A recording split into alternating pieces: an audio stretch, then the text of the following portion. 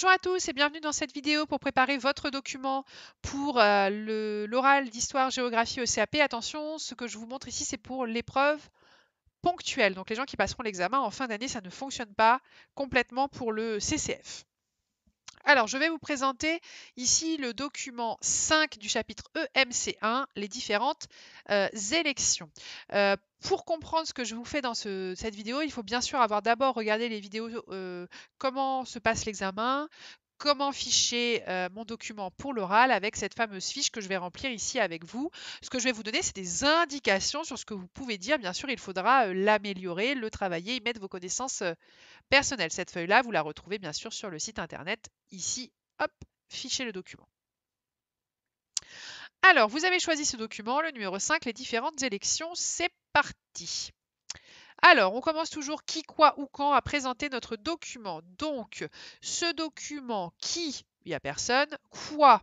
C'est un document, c'est un schéma, un tableau qui présente les différentes élections pour lesquelles les citoyens peuvent voter en France. Où, eh bien, on est en France, donc France métropolitaine et les DOM-DOM.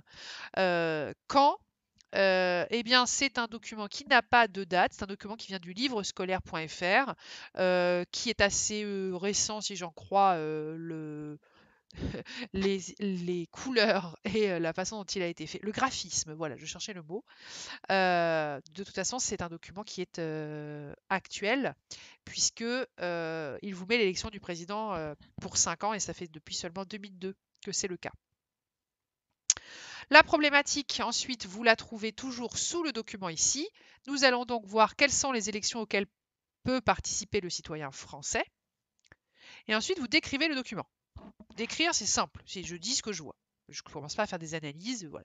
Qu'est-ce que je vois? Eh bien, je vois que le citoyen français peut voter à 1, 2, 3, 4, 5, 6, 7 élections.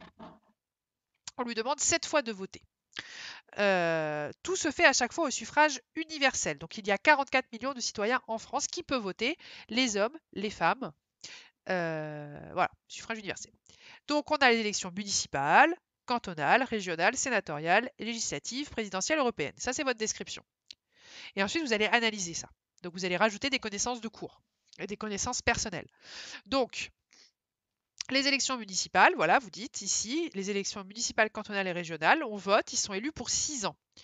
On vote pour les conseillers municipaux qui choisissent ensuite le maire. On vote pour les conseillers départementaux qui choisissent ensuite le président.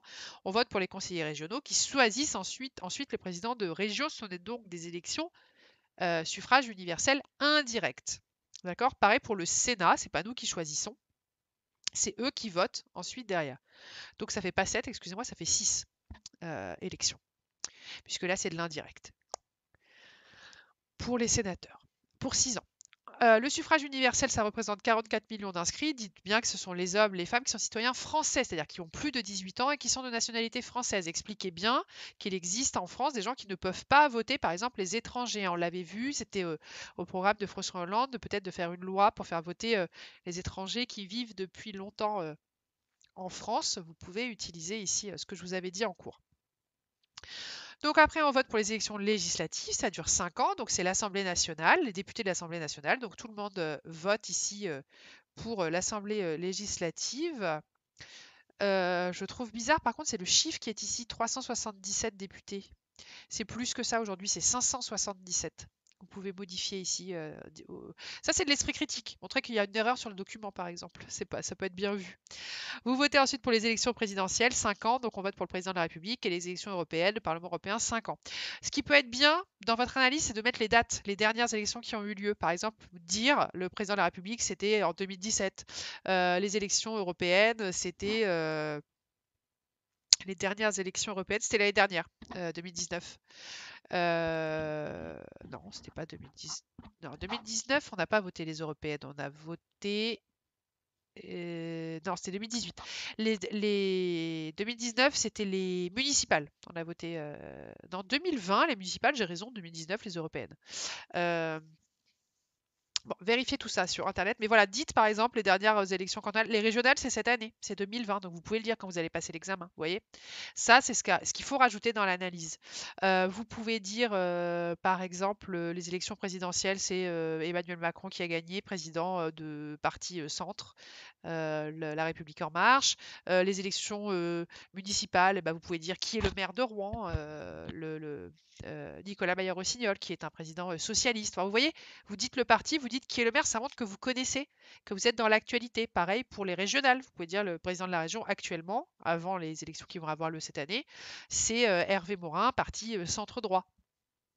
Voilà, vous pouvez montrer un petit peu ça. Qui est le député de Rouen, par exemple, hein. C'est Monsieur Adam, parti La République en marche. Voilà. Ça, c'est ce que vous pouvez mettre dans l'analyse. Vous pouvez montrer que la France donc, est une démocratie, puisque le peuple vote pour élire ses représentants. Il peut voter de façon directe ou indirecte pour élire ses représentants. Dans l'esprit critique, vous pouvez dire ici qu'il y a 577 députés, non pas 377.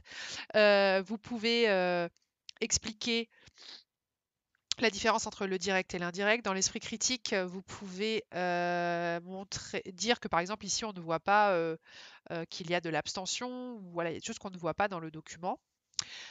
Vous pouvez expliquer que le droit de vote est un droit et non pas un devoir. Vous pouvez comparer avec d'autres pays dans lesquels, par exemple, c'est un devoir. Si vous n'allez pas voter, vous avez une amende. Et après, vous faites la conclusion. Nous avons donc vu qu'il existe différentes élections qui font appel aux citoyens français à tout niveau, du niveau local jusqu'au niveau européen. Au niveau du continent, et puis vous faites un lien avec le chapitre d'histoire 2 de la Révolution française jusqu'à la Ve République, où vous montrez que ça n'a pas toujours été fonctionné comme ça, que ça c'est le fonctionnement de la Ve République, mais que sous la IVe République, par exemple, on ne votait pas directement pour le président. Vous pouvez montrer que les femmes n'ont pas voté pendant elles ne votent que depuis 1945.